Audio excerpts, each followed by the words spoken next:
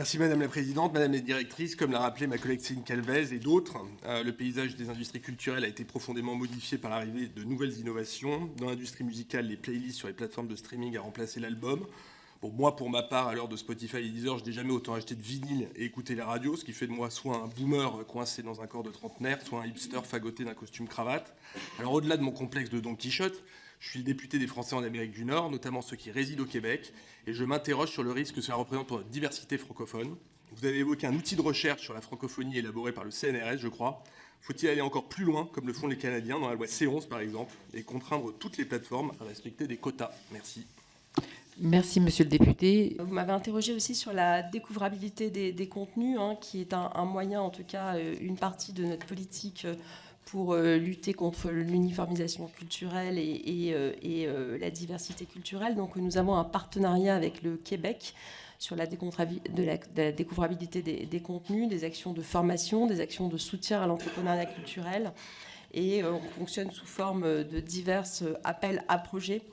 Voilà, notamment, je peux vous donner un exemple. Les entreprises Music Story et Deezer ont pu, dans ce cadre, montrer un partenariat visant à améliorer la découvrabilité des titres francophones dans les bases de données de Deezer. Donc, c'est un exemple de cette politique partenariale. On a une formation aussi gratuite pour renforcer la découvrabilité. Et bien sûr, tout l'enjeu, et si on en a les moyens, c'est d'élargir cette politique au-delà du Québec à d'autres partenaires francophones. Peut-être sur la diversité de la création, et je rappelle aussi, suite à l'adoption de la directive SMA en 2021, donc la France a fait le choix de moderniser son régime de financement et de l'obligation de financement de la production audiovisuelle et cinématographique en imposant aux SMAD étrangers de contribuer au financement de la création française.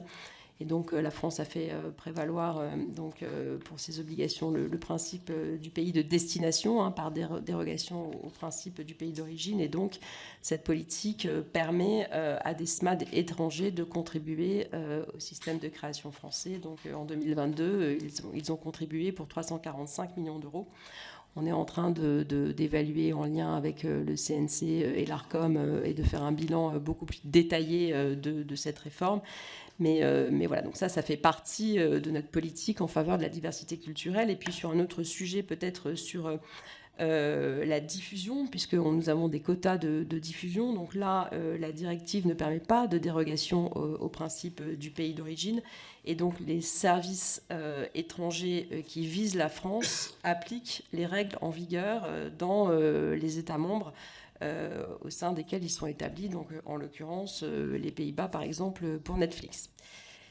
Et donc là, vous avez raison, on a des acteurs français qui sont assujettis à des obligations de diffusion d'œuvres européennes qui sont supérieures à ceux applicables aux services étrangers, puisque en France, nous avons une obligation de quotas de 60% d'œuvres européennes et de 40% d'œuvres d'expression originale française contre...